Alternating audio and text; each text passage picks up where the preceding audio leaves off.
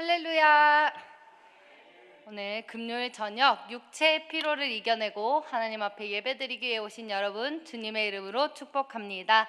우리 함께 힘차게 구호 외치겠습니다. 구호 준비.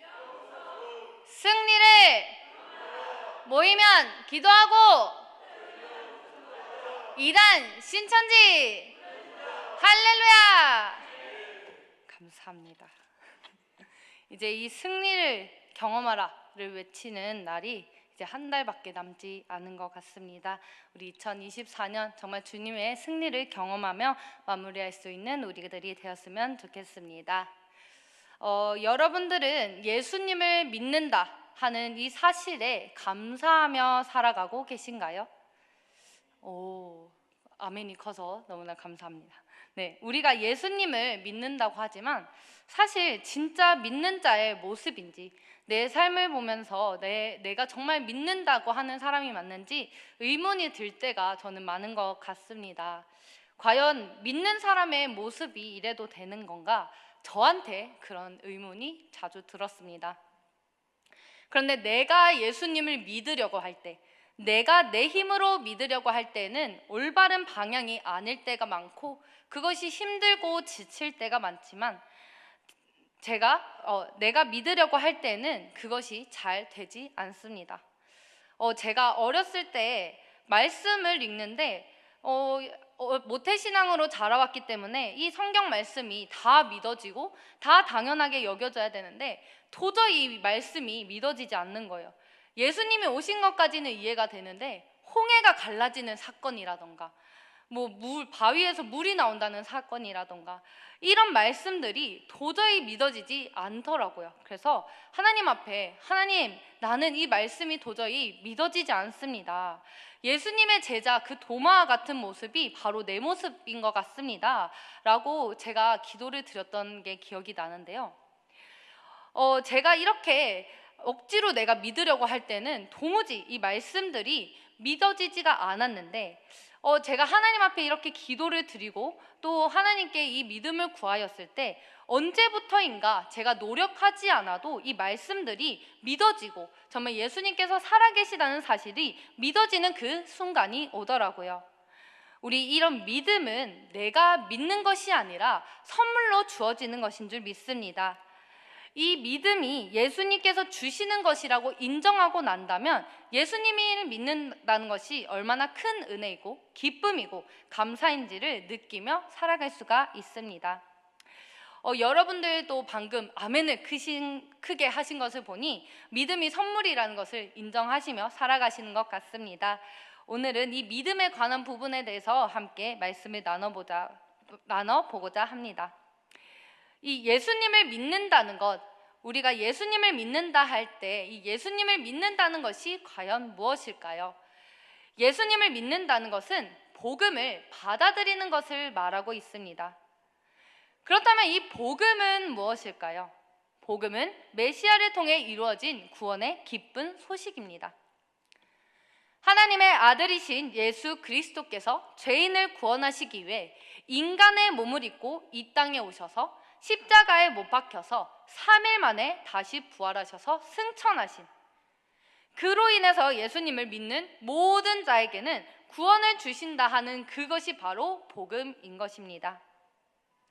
예수님을 믿는다는 것이 바로 이 복음을 나의 가운데 받아들이는 것입니다. 복음을 받아들이기 위해서는 우리가 인정해야 하는 부분이 있는데요. 오늘 본문 23절 말씀을 우리 함께 읽어보겠습니다. 시작! 모든 사람이 죄를 범하였음에 하나님의 영광에 이르지 못하더니. 아멘. 우리가 인정해야 할 부분이 바로 이 부분인 것입니다. 믿음이 선물이라고 하였는데 이 믿음이 선물인 이유가 첫 번째가 바로 모든 사람이 죄의 영향 아래에 있기 때문인 것입니다. 복음을 받아들이는 것은 자신의 불의함을 깨닫고 죄를 지을 수밖에 없는 인간이라는 것을 인정하는 것에서부터 시작이 되어야 됩니다. 만일 내가 죄인이란 것을 인정하지 못한다면 예수님이 십자가에 못 박혀 죽으셨다 하는 그 사실이 믿어지지 않을 것입니다. 그 사실 자체가 받아들여지지 않을 것입니다. 내가 죄가 없는데 다른 누군가가 내 죄를 사해준다는 그 사실이 받아들여질 수가 없는 것이죠. 오히려 내가 죄가 없는데 내 죄를 사해준다? 이것이 이상하게 여겨진다는 것입니다. 난 죄가 없는데 누가 와가지고 내가 너의 죄를 용서해줄게, 내가 너를 용서해줄게, 이건 너무 웃기는 거잖아요.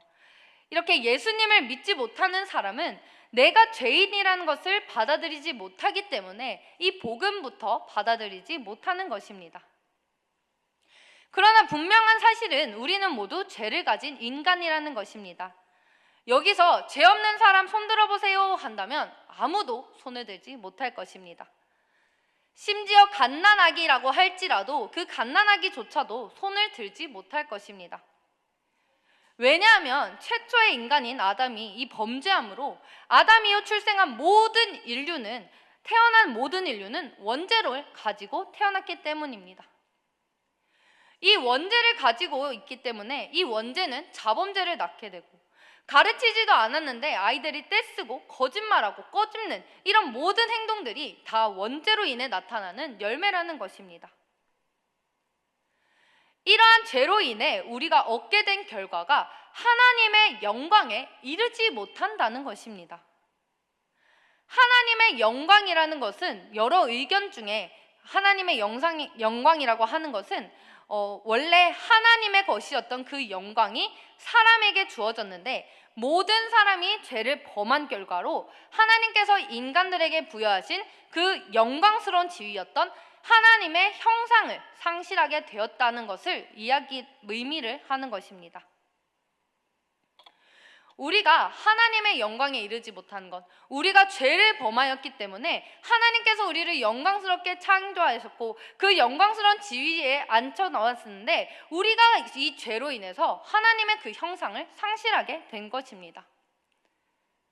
우리는 계속해서 죄에 대한 이야기를 하고 원죄에 대한 이야기를 하다 보니 우리가 잊혀지고 살아가는 것이 있는데, 사실 이 원죄 그 이전보다 훨씬 더 이전에 원복이 있었다는 것입니다. 영어로 표현하자면 오리지널 블레싱이 있었다는 것입니다. 하나님은 천지를 창조하실 때 생명이 살아갈 수 있는 그 모든 터전을 다 만드신 후에, 그 모든 터전을 마련하신 후에 생명을 만드셨습니다. 그리고 그 생명 중에서도 가장 마지막에 인간을 창조하셨습니다. 다른 생명들과 달리 인간만이 하나님의 형상을 닮아 창조되었는데요, 흙으로 빚으시고 그 코에 생기를 불어넣으셨습니다. 얼마나 영광스러운 일인가요? 모든 것들은 말씀으로 창조하시고 모든 것은 하나님의 말씀으로 이루어진 것인데, 이 인간만큼은 하나님께서 흙으로 직접 빚으시고 거기에서 하나님이 더 나아가 코에 생기를 불어넣어 주셨다는 것입니다. 이렇게 우리는 원복을 가지고 살아가는 존재였으니 얼마나 우리가 자부심을 가지며 살아갈 수 있는 존재였다는 것입니까? 이렇게 하나님의 형상을 닮아 창조된 우리였는데, 이 하나님의 복을 누리며 에덴 동산에서 그 영광스러운 지위를 누리며 살아가면 되었는데, 그런데 이 어리석은 인간은 하나님의 그 큰 은혜를 저버리고 범죄를 하였다는 것입니다. 그 죄로 인해서 하나님의 원수가 되어서 그분의 형상을, 그분의 그 영광스러운 지위를 잃어버리게 되었다는 것입니다. 제가 그림을 하나 보여드릴 텐데요, 우리가 이 그림은 너무나도 많이 접한 그림입니다. 바로 죄로 인해서 하나님과 인간과의 간격이 생겼다는 것입니다. 하나님과 인간은 멀어지는 존재가 될 수밖에 없게 되었다는 것입니다. 원복을 잃고 원죄를 가지고 살아가는 인간의 모습이 바로 이러한 모습이라는 것입니다. 우리가 지난 상반기 동안 소율이문답 인간론에 대해서 우리가 수요일마다 우리가 예배 때마다 들었는데, 그때 이 죄로 인해서 하나님과 멀어져서 우리는 비참한 상태에 놓이게 되었다라고 이야기를 하였습니다.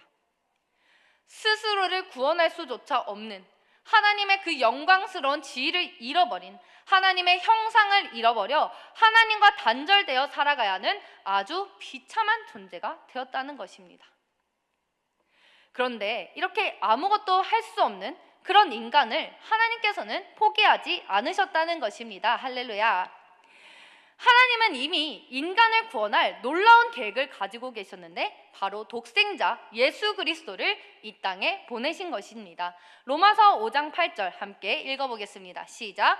우리가 아직 죄인 되었을 때에 그리스도께서 우리를 위하여 죽으심으로 하나님께서 우리에 대한 자기의 사랑을 확증하셨느니라.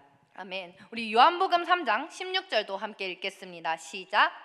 하나님이 세상을 이처럼 사랑하사 독생자를 주셨으니 이는 저를 믿는 자마다 멸망하지 않고 영생을 얻게 하려 하심이라.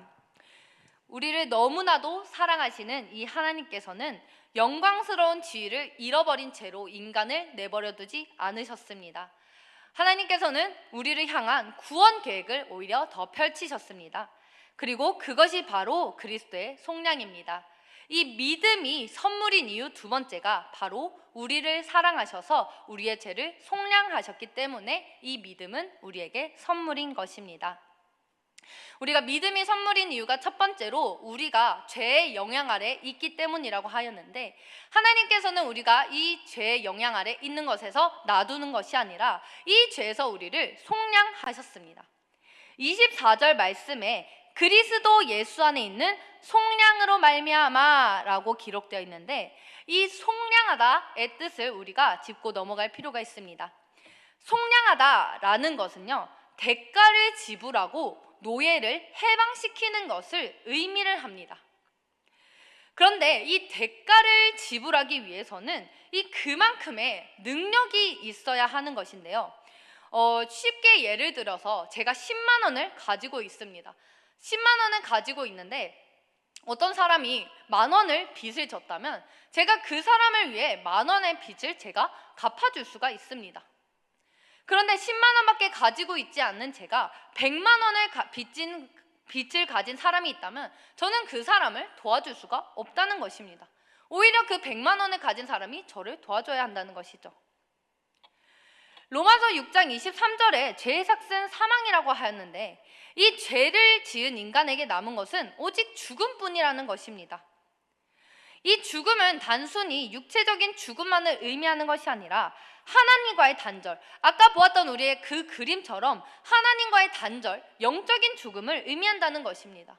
이것은 영원한 죽음을 의미한다는 것이죠. 그러면 우리가 그렇게 죽고 나면 어떻게 될까요? 우리가 그렇게 죽게 된다면 이미 지옥불에 던져져서 구원받을 기회조차 얻을 수가 없게 되는 것입니다. 누군가 나의 죄를 대신하여 값을 치르지 않는 이상 결국에 모든 사람은 이 죄로 인해서 죽을 수밖에 없다는 것입니다. 이미 죄인이 된 우리는 스스로 죄를 구원할 능력이 단 1%조차 존재하지 않는다는 것입니다. 모든 인간은 죄를 가지고 있기 때문에 이 죄를 가진 인간이 다른 죄가 있는 사람을 구원할 수가 없다는 것입니다. 아까도 예를 들었듯이 10만 원 빚진 사람을 100만 원 가진 사람이 갚아줄 수는 있을지언정 그 사람이 1억의 빚을 진 사람은 그 빚은 갚아줄 수 없는 것처럼 모든 사람이 동일하게 죄를 가지고 있고 모든 사람이 그 죄를 속량할, 구원할 수 있는 능력이 하나도 없기 때문에 어떠한 인간도 우리를 대신해서 그 죄를 갚을 수가 없다는 것입니다. 심지어 스스로 자기 죄를 치를 그런 능력조차도 없다라는 것입니다. 그래서 죄가 없는 인간이 필요하고 또 이 모든 인류의 죄를 감당할 수 있는 그러한 능력을 가지신 분이 필요한데 그분이 바로 예수 그리스도시라는 것입니다. 우리는 스스로 죄값을 치를 수도 없고 죽을 수밖에 없는 그런 인간인데 그런 인간의 죄값을 치르기 위해 예수 그리스도께서 이 땅에 오셨다는 것입니다. 스스로 죄의 값을 치르지 못하는 인간을 불쌍히 여기시고 우리를 긍휼히 여기셔서 친히 인간의 몸을 입고 오셔서 십자가에 피를 흘리심으로 죄의 값을 대신 지불하신 것입니다. 그러므로 인해서 우리 모두는 예수 그리스도의 그 피로 말미암아 그 죄의 값이 다 치러졌다는 것입니다. 왜 그렇게 하셨을까요? 왜 굳이 그렇게 우리의 죄를 자기의 몸을 희생하면서까지 우리의 죄를 속량하셨을까요? 그 이유가 바로 우리를 향한 사랑 때문입니다. 우리를 너무나도 사랑하시기 때문에 우리와 회복하시기 위해서 우리의 죄를 속량하셨다라는 것입니다. 그렇다면 죄를 속량받은 우리에게 나타난 결과는 어떤 것일까요? 우리 24절 말씀을 다 큰 소리로 함께 읽겠습니다. 시작. 하나님의 은혜로 값없이 의롭다 하심을 얻은 자 되었느니라. 아멘. 믿음이 선물인 이유 세 번째가 바로 값없이 주어진 은혜라는 것입니다. 죄를 속량받을 수 없는, 정말 우리 스스로가 죄값을 치를 수가 없는데 우리 죄를 치러주신 것에도 모자라서 우리에게 의롭다고 칭하여 주시고 또 값없이 그 모든 것을 우리에게 주셨다라는 것입니다. 우리의 죄값을 치러주신 것이 우리가 어떤 자격이 있다거나 우리가 뭐가 대단해서 그렇게 하셨다는 것이 아닙니다. 성경 어느 구절에도 우리가 능력이 있어서, 우리가 존귀한 존재여서, 우리가 어떤 자격이 있어서 예수님께서 죄값을 치러주셨다, 우리에게 구원을 주셨다라는 구절이 존재하지 않습니다. 우리의 죄값을 치러주신 것은 온전히 하나님의 은혜로 값없이 주어졌다는 것입니다. 아무런 대가를 바라지 않으신다는 것입니다. 그리고 우리의 죄값을 치러주신 것에서 그치지 않고 우리를 의롭다고 여겨주셨습니다. 선한 것이 단 1%도 존재하지 않는 우리를 아무런 자격 없는 우리에게 의롭다라고 여겨주신 것입니다. 그런데 우리는 때로 착각하는 것이 있습니다. 우리가 착각하고 있는 부분이 구원에 내 의가 어느 정도 개입되었다고 생각하는 것입니다. 내가 성경을 읽었고, 내가 성경 몇 독을 했고, 내가 예배에 참석하고, 내가 시간 내서 하나님 앞에 나왔고, 내가 헌금을 얼마씩 하였으니 내가 구원에 어느 정도 영향을 주었다고 착각을 합니다. 저는 어떻게 보면 그런 사람들은 예수님께서 믿음을 선물로 주셨다고 생각하는 것이 아니라 내가 예수님을 믿어준다라고 생각하는 것 같이 보였습니다. 그런데 성경에서는 그것과 전혀 다르게 말씀하고 계십니다. 에베소서 2장 8절 9절 우리 함께 읽어보겠습니다. 시작. 너희는 그 은혜에 의하여 믿음으로 말미암아 구원을 받았으니 이것은 너희에게서 난 것이 아니요 하나님의 선물이라. 행위에서 난 것이 아니니 이는 누구든지 자랑하지 못하게 함이라. 아멘. 이 말씀에서도 기록되었듯이 은혜에 의하여 믿음으로 말미암아 구원을 받았다는 것입니다. 너가 믿음으로 구원을 받았다라고 기록된 것이 아니라 은혜에 의해서 믿음으로 말미암아 구원을 받았다라는 것입니다. 우리의 어떠한 행위나 우리의 어떠한 행동으로 인해서 그 구원이 우리에게 주어진 것이 아니라 하나님의 선물로서 주어진 것이라는 것입니다. 우리가 선물을 받을 때 어떻나요? 요새는 그런데 이 선물의 의미가 조금 퇴색이 된 것 같습니다. 요새는 선물을 주면서도 약간 대가를 바라고 선물을 주더라고요. 그런데 사실 원래 이 선물이라고 함은 아무런 대가 없이 주는 것이 바로 이 선물입니다. 그냥 그 사람이 좋아서 그 사람을 축하하기 위해서 그 사람에게 그냥 아무런 대가 없이 주는 것이 바로 이 선물인데, 하나님께서도 이 구원을 우리에게 주실 때 무엇을 바라거나 어떠한 대가를 요청하신 것이 아니라 우리를 너무나도 사랑하시기 때문에 그 구원의 조건도 따지지 않고 자격도 따지지 않고 우리에게 주셨다라는 것입니다. 구원의 조건은 예수 그리스도를 믿는 믿음입니다. 그리고 그 믿을 수조차 없는 우리에게 이 믿음 또한 선물로 우리에게 주신 것입니다. 우리 삶에 있어서 하나님의 은혜가 아닌 것은 아무것도 존재하지 않습니다. 우리가 이 예배당에 나와 앉아서 함께 예배드리는 것 또한 내가 예배당에 나왔다고 생각이 들겠지만 이것 또한 하나님의 은혜로는 이루어질 수 없는 것입니다. 내가 기도한다고 생각하겠지만 이것도 우리에게 믿음을 더하여 주셨기 때문에 하나님 앞에 기도함으로 나아갈 수 있다라는 것입니다. 사랑하는 성도 여러분, 우리의 믿음은 선물로 주어진 것인 줄 믿습니다. 우리의 죄로 인해 하나님의 영광에 이를 수도 없고 하나님의 형상을 잃은 채 살아갈 수밖에 없는 우리의 모습이지만, 하나님께서 우리를 너무나도 사랑하심으로 우리의 죄를 속량하심으로 우리가 하나님 앞에 나아갈 수 있게 되었습니다. 그리고 그 값없는 은혜로 말미암아 우리는 의롭다 하심을 얻은 바 되었습니다. 여러분은 선물로 주어진 이 믿음에 감사함으로 생활하고 있나요? 내가 하나님을 믿어주는 것이 아니라, 내가 예수님을 믿어주는 것이 아니라 나를 사랑하시는 예수님께서 이 믿음을 선물로 주셔서 우리가 믿음으로 나아갈 수 있게 된 것입니다. 아무 자격도 없는 나에게 아무 조건 없이 주어진 이 믿음으로 우리는 구원을 얻게 되었습니다. 우리가 그 크신 주님의 사랑에 감사할 수 있기를 바랍니다. 그리고 오직 그 사랑에 의지할 수 있기를 바랍니다. 그 사랑에 날마다 감사하며 살아갈 수 있기를 바랍니다. 우리가 오늘 말씀을 통하여서 우리에게 선물로 주신 이 믿음, 우리에게 선물로 주신 이 믿음으로 말미암아서 우리가 온전히 주님의 기쁨으로 여기며 살아갈 수 있는 저와 여러분들의 삶이 될 수 있기를 주님의 이름으로 간절히 축원합니다.